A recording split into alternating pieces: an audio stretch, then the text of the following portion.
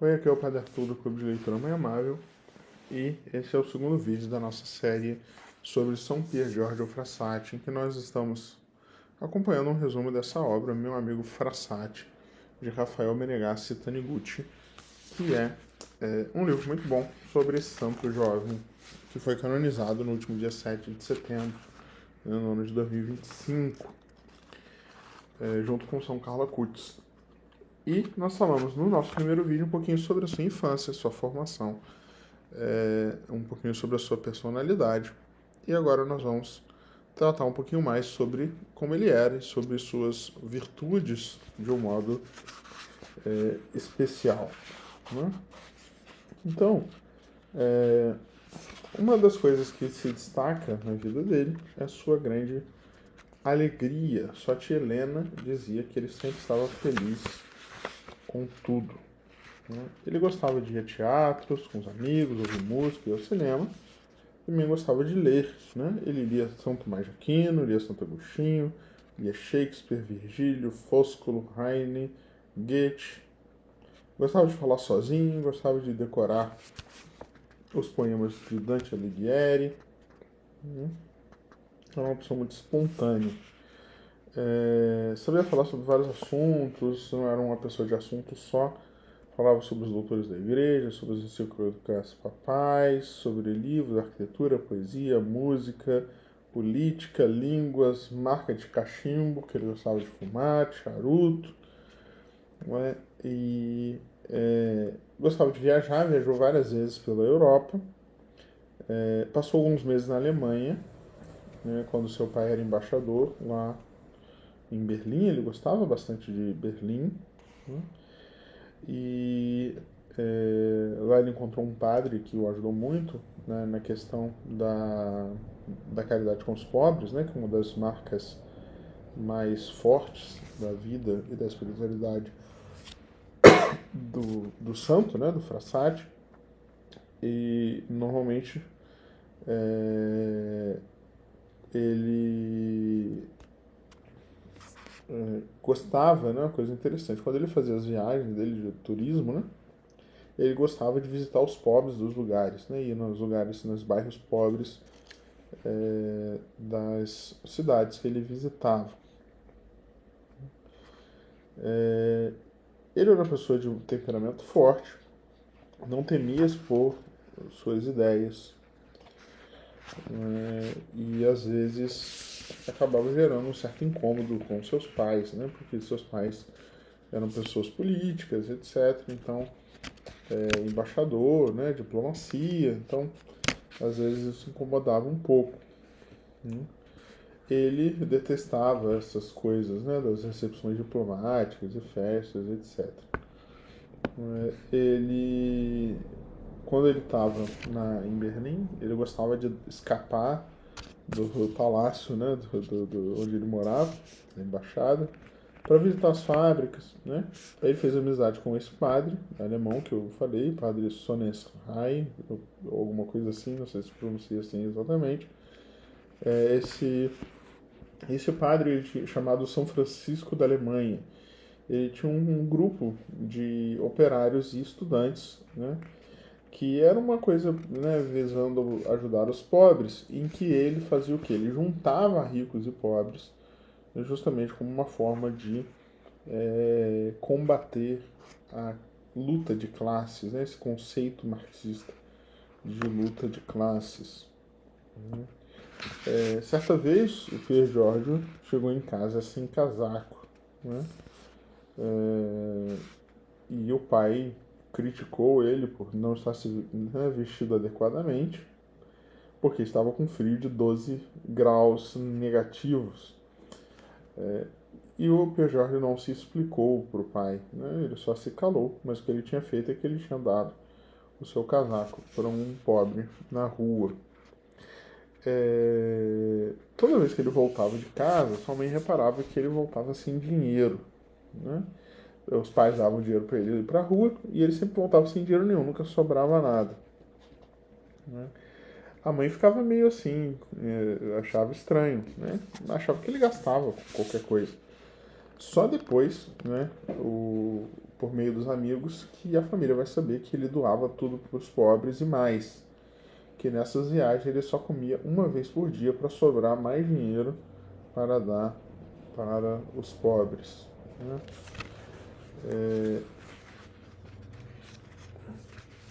Falando em amigos, né? Ele sempre gostou de exercer apostolado. Né? E, sobretudo, ele exercia apostolado com os seus amigos. Né? E chamava os seus amigos para exercerem os apostolados da igreja junto com eles. Ele participou da conferência de São Vicente de Paulo, né? Ele era vicentino e sempre foi muito generoso nas esmolas e no emprego do tempo. Sempre se oferecia para visitar as famílias, né? Os vicentinos fazem isso, visitam as famílias carentes, levando mantimentos e tal. Então ele sempre fazia isso. E o dia especial, né, em que ele trabalhava nesse sentido era sextas-feiras. Normalmente ele levava algum amigo junto e ele ia andando, né, rezando sempre o rosário. Ele rezava sempre muitas vezes o terço. Ele tinha muito engajamento com os pobres, né, saía cedo de casa, chegava tarde, de modo que os pais achavam que ele era um inútil, um vagabundo, digamos assim. Né? Só depois da morte dele que os pais vão entender a grandeza daquilo que ele fazia. Então o Pedro pegava a bicicleta, mesmo tendo um carro à disposição, ele pegava a bicicleta e percorria as periferias de Turim para ajudar os pobres. Né? Às vezes ele pegava dinheiro de passagem do bonde, né? Mas aí o que ele fazia? Ele ia andando e dava o dinheiro do bonde para os pobres. Ele tratava os pobres como amigos, chamava eles de amigos, sempre com muito respeito. Ele ia na casa das pessoas, conversava, ouvia suas histórias, né, com bastante caridade e atenção com cada um. Né?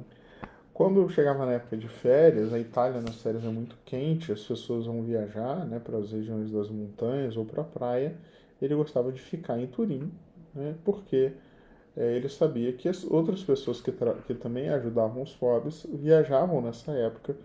Então ele falava que tinha que ficar para estudar, então ele ficava, estudava de fato, mas sobretudo se dedicava aos pobres. E ele gostava de dar coisas boas para os pobres. Ele fala: aos pobres não se devem dar farrapos. Né? Ele gostava de dar coisas boas. Ele tratava os pobres sempre com muito amor. Às vezes ele pegava livros supérfluos, coisas que ele tinha e que ele achava que não servia mais, né? Vendia para dar o dinheiro aos pobres. Sempre via nos pobres a Cristo.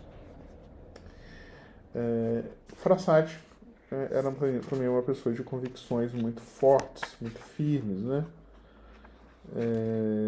Por exemplo, uma vez os membros da Conferência Vicentina queriam desistir de ajudar uma família muito pobre, porque as filhas, né, dessa família, algumas filhas, estavam envolvidas com prostituição. Né?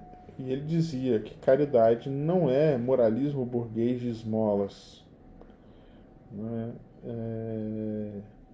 Ele dizia: eu preferiria que algumas conferências vicentinas não existissem, quando há homens que, sendo cheios de zelo cristão, preferem desistir diante das dificuldades. É melhor que tal conferência não exista. Não porque façam isso por má fé, mas porque não estão adaptados aos tempos modernos. Então ele não permitia que nenhuma dificuldade o afastasse da caridade com os pobres. E ele tinha bastante visão com relação a isso. Por exemplo, tem um caso famoso de que ele conseguiu comprar um carrinho de sorvete para um homem trabalhar, porque ele sabia que dar uma oportunidade de trabalho era muito mais importante, mais valioso do que só dar uma simples esmola. Esse seu amor para com os pobres, né, não era um amor somente para com as pessoas pobres, mas era também um amor à pobreza. ele vivia de forma muito pobre e muito simples, tanto na simplicidade material, como na simplicidade também, digamos, do seu jeito de ser. Ele era uma pessoa de diálogo intenso com Deus, falava com Deus, de todas as formas, sempre com muita paciência, com delicadeza, bons conselhos, mesmo com aquelas pessoas que discordavam dele. Né? Sobre a questão da pobreza, ele não guardava o seu dinheiro, né, para pedir mais ao pai. Né? O que ele usava na caridade era sobretudo aquilo que ele economizava, né, do trem. Às vezes, quando ele viajava, ele ficava em um hotel mais barato, né? Ou seja, ele estava sempre economizando para ajudar os pobres.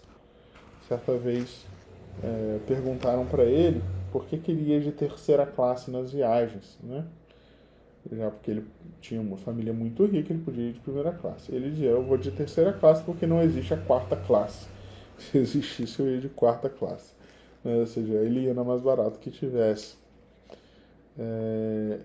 Mesmo sendo de família muito rica, ele se vestia pobremente, andava pela cidade de forma muito simples.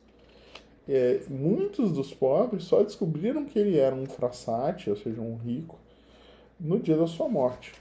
A maioria não sabia nem o seu sobrenome, nem que ele era rico, nem nada. Né? Quando ele viajava, ele nunca usava nada de luxo, ele cedia coisas melhores para os seus amigos. Né? Pelo contrário, em vez de escolher, né, o acampamento, o quarto mais quente, ele escolhia o mais frio, se ajoelhava no chão frio ainda para rezar. Isso tudo só era possível porque ele vivia com bastante profundidade um ideal de santidade. A meta dele, o céu, como ele dizia sempre, né, para o céu, verso alto, né? Ele conciliava todas as suas atividades, tudo aquilo que ele vivia, tudo aquilo que ele fazia, para que tudo fosse um instrumento para que ele chegasse no céu. Ele jamais admitiu gastar o seu tempo de forma inútil. Tudo que ele fazia, quando ele jogava, né? Sei lá, ele fazia competição de sinuca, competição de esqui, era sempre uma forma de encaminhar a si mesmo e aos outros para o céu. Por exemplo, ele fazia competição de sinuca para arrecadar fundos, né? Apostando dinheiro para arrecadar fundos para os pobres. Ele praticava esportes, né? Para fazer amigos e levar esses amigos para a oração. Ele estudava engenharia de mineração porque ele queria evangelizar os mineradores. Era tudo por causa do céu. Né? Isso é muito bonito na vida dele. Ele está sempre preocupado com o céu, sempre olhando para o alto. Né? Claro, todo mundo que ama o céu ama também a Virgem Maria. Ele era um profundo devoto de Nossa Senhora. Muitas e muitas vezes os funcionários da casa dele o viam em oração, né? Em oração também a Nossa Senhora. O rosário era uma das suas devoções preferidas, depois da Eucaristia, era o rosário. Ele andava de um lado para o outro da cidade sempre com o rosário na mão. Gostava de visitar os santuários de Nossa Senhora, principalmente o santuário de Nossa Senhora Doropa. Né? Essa devoção, que não é muito conhecida aqui, é uma imagem que veio da Palestina, foi trazida para a Itália por Santo Eusébio no século VI. É uma imagem de 1600 anos de idade, uma imagem de Nossa Senhora Morena. Sempre que ele ia viajar, ele ia antes fazer uma visita a Nossa Senhora Doropa. Ele também ingressou, né, na Ordem Terceira Dominicana. Né? A Ordem Terceira é um braço de uma ordem religiosa pensada para os leigos. Né? Existe a Ordem Terceira Mercedária, Carmelita, Franciscana, Dominicana, etc. Então, ele era da Ordem Terceira de São Domingos. e seu nome na ordem terceira era irmão Jerônimo. Rezava sempre o rosário completo todos os dias. Aliás, ele fazia rosários com sementes do jardim lá da casa de Polônia, que é a casa que eles tinham na zona rural, e ele gostava de dar de presente esses rosários que ele fazia. Tudo que tinha Nossa Senhora ele gostava de participar, de procissões, de curações, né? Sempre se aprofundar amor a Nossa Senhora. Claro, né, não tem como não falar do seu amor eucarístico. Né? A Eucaristia era o centro da vida do Pier Giorgio. Ele cancelaria qualquer coisa, qualquer compromisso para não faltar à Santa Missa, sobretudo de domingo. Né? Com 17 anos de idade, ele passa a comungar diariamente. Né? Fazia bastante jejum. Né? Ele nunca comia nada antes da Santa Missa. Né? E muitas vezes ele precisou renunciar às coisas que ele mais gostava, né? De ir a montanhas, de fazer passeios, etc. Porque se dependendo ali do horário, etc., ele não ia conseguir ir na missa, então ele renunciava a tudo. Ou então ele dava um jeito de arrumar um padre para celebrar mais cedo, ou às vezes ele levava algum padre para os passeios também, e o padre celebrava lá. Ele gostava muito também de ir a adorações noturnas.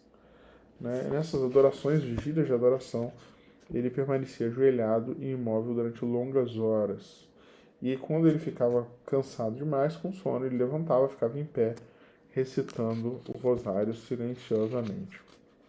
Conta-se que certa vez ele estava tão absorto na oração que tinha cera de uma vela que estava assim caindo, né, nele, no seu cabelo, na sua roupa, e ele nem sequer percebeu. Né? Então, é muito bonito a gente ver essa grande devoção eucarística do Pier Giorgio. Né? Pelo menos uma vez por mês ele fazia uma vigília de adoração.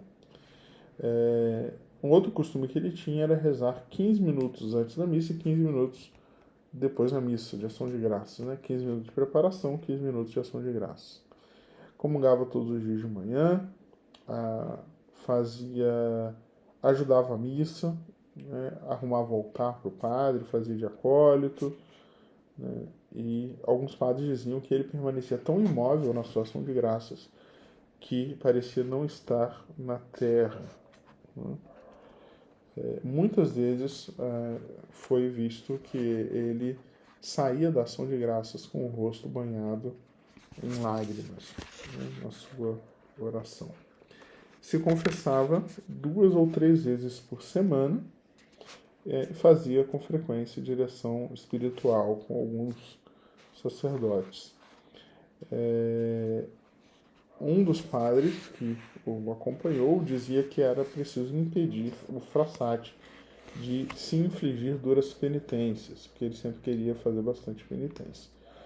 Ele jejuava todas as sextas-feiras do ano, calava-se quando seus pais lhe dirigiam injúrias, não reclamava de nada, não falava mal de ninguém, não participava de conversas impróprias, poucas vezes no ano comia doce, dormia sempre sem aquecimento no quarto e rezava sempre de joelhos. Gostava de ler a Sagrada Escritura diariamente e estudava a liturgia de cada dia, inclusive mesmo no dia da sua morte. O seu devocionário estava aberto na liturgia daquele dia, ou seja, mesmo na última noite, ele conferiu a liturgia do dia seguinte, estudou a liturgia do dia seguinte. Gostava muito de ler os evangelhos e especialmente as cartas de São Paulo. Também gostava de ler a vida dos santos, né? Especialmente Santo Agostinho, Santa Catarina de Sena e São Tomás de Aquino. Todos os anos, né, perto da Páscoa, faziam um retiro de silêncio para recuperar suas forças espirituais. Uma coisa que a gente não pode deixar de comentar é sobre os amigos do Frassati. Né? Ele exercia, como eu já falei, esse grande apostolado da amizade. Ele gostava de ajudar, de pregar, de certa maneira, de converter os amigos, né, os próximos pela amizade. Essa convivência com os amigos era fundamental na vida dele. Frassati amava a todos, mas os amigos que eram mais próximos, aqueles que entravam em sua intimidade, eram muito bem selecionados, né? E ele fundou o, um grupo, né, de amigos, né, que era chamado de Sociedade do Terror, né, ou os Tipos Suspeitos, né, que tinha o lema poucos, mas bons como macarrão. Né? O objetivo era alegria, partilha, diversão, trotes e oração. Então, são os seus melhores amigos. Aquelas fotos que a gente tem do Frassati com, né, com um grupo de pessoas, assim, alguns meninos, algumas meninas. Era esse grupo aí, o grupo, a Sociedade do Terror, que tinha esse grupo, que eles se chamavam de apelidos e tal. O apelido do Frassati era Robespierre. São coisas sempre cômicas. E eles gostavam de fazer essas coisas de pegadinha, um com o outro e tal, e saíam para, para passear, para subir montanha, né, às vezes para, né, comer alguma coisa. E tinha rapazes e moças, né, mas sempre com a extrema preocupação com a questão do respeito, da castidade. Né. Tem relatos de que ele, na época dos movimentos universitários, reclamava, né, nos círculos de quando essa união entre rapazes e moças acabava passando dos limites do respeitável e do casto. Ele nunca permitiu que isso acontecesse no grupo dele. Né? Então, seus amigos eram pessoas muito importantes para ele, especialmente nós vamos ver a Laura, nós vamos ver depois, mais para frente, um pouquinho mais sobre ela. O Marco era o seu amigo mais, o seu melhor amigo, digamos assim também. E tinha também a Gramática, né? A Gramática era um apelido que ele deu para uma das amigas, que era a presidente do grupo, que também era uma pessoa importante. Enfim, era um grupo de amigos e a amizade sempre foi um local de especial evangelização ali na vida do São Pier Giorgio Frassati. Uma outra coisa que a gente tem que sempre mencionar é a sua paixão pelo alpinismo, né? Subir as montanhas, conquistar os seus picos. Chegava lá em cima, subia rezando, chegava lá e rezava mais. Né? Ele encarava o alpinismo como uma grande elevação a Deus. E sempre esse olhar, muito interessante, esse olhar que ele tinha sobrenatural, né? Ou seja, aquela superação de conseguir subir a montanha, com muita dificuldade, chegar lá em cima, representava para ele essa subida para Deus, a subida da alma. E mesmo nesses momentos de acampamento, sempre todos se admiravam de como ele se levantava cedo para rezar. A Laura, que nós mencionamos há pouco tempo, foi a mulher por quem ele se apaixonou.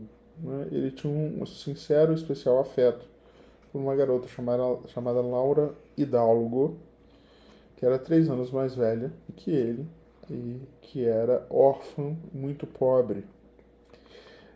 Ele a conheceu no carnaval de 1923, em São Bernardo, né, nos Alpes, entre a França e a Itália. Quando ele volta a Turim, ele pediu à irmã dele que convidasse a Laura para um chá na sua casa.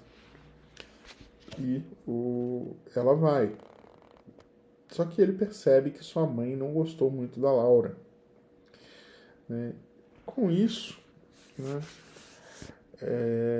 sabendo que a situação na sua casa era uma situação muito difícil, né, nós vamos falar um pouco mais disso depois, mas a Adelaide e o Alfredo, né, os pais do santo, estavam passando por um momento de proximidade, né, eles estavam pensando no divórcio, estavam próximos de um possível divórcio. Eles viviam brigando, era um clima muito chato, muito ruim. E o Pierre Giorgio fazia de tudo para não piorar a situação, né? Então ele acreditou que se ele começasse um relacionamento com a Laura, e o negócio na sua casa ia ficar muito pior. E de uma forma extremamente heróica, ele decide renunciar ao seu amor por Laura para não prejudicar a o relacionamento dos seus pais. Inclusive um sacerdote fala com ele que ele não tinha essa obrigação. Olha, se você quiser, você pode, mesmo sabendo que seus pais vão, isso vai ser mais motivo de confusão na sua casa, você pode sim, não tem nada de errado, você namorar essa moça, se casar com ela, etc. Mas ele, de forma heróica, decide renunciar a isso, pelo bem dos seus pais. E era tamanha sua pureza que a Laura só vai ficar sabendo que o Pierre Giorgio era apaixonado por ela depois da sua morte. Interessante, ele era uma pessoa do convívio dele, uma pessoa que era amiga dele, e ela nunca vai perceber nada nesse sentido, dos sentimentos dele por ela, senão depois que ele morreu e ela ficou sabendo, né, pelas pessoas que sabiam, para quem ele tinha confidenciado isso. Então, quando dá o ano de 1925, que é o ano da sua morte, né, ele vai morrer dia 4 de julho, começa um período de grande crise para o Pierre Giorgio. Ele mesmo fala que é um período de muita crise, porque em fevereiro de 1925, no meio daquela confusão dos pais brigando o tempo inteiro, a sua irmã Luciana vai casar com um diplomata polonês e vai embora para outro país. E ele vai ficar sozinho em casa com os pais, né? Então ele está no meio daquela luta interior com relação ao seu amor por Laura. A irmã vai embora, que era a pessoa que ele tinha mais proximidade, né? Os seus amigos começam também a se afastar. Por quê? Porque é um ano pela idade que eles estavam, é um ano que você está formando nas faculdades, etc. Então, um amigo vai morar em outra cidade porque arrumou um emprego, outro vai para Forças Armadas, etc. Então ele começa a se sentir sozinho. É o último ano de faculdade, a gente sabe que ele não gosta de estudar e ele precisa enfrentar os exames finais, né? E para piorar a situação, ele percebe que o seu pai já decretou, né, já colocou. Inclusive o pai nem teve coragem de falar isso com ele, mandou uma outra pessoa ir falar com ele, mas o pai, né, disse, olha, que ele não ia trabalhar como engenheiro, que ele ia trabalhar no jornal do pai. E ele, de novo, de forma heróica, da mesma forma que ele abandonou o seu amor por Laura pelo bem da família, ele vai fazer a mesma coisa com a sua profissão. Ele decide, né, terminar a faculdade, pegar o diploma e não ir trabalhar como ele gostaria, né, pelo bem do pai, né, sobretudo para não agravar a situação, né, da briga dos pais, da crise familiar, né? Bom, ele achou que ia trabalhar no jornal do seu pai, mas a Divina Providência tinha outros planos para ele.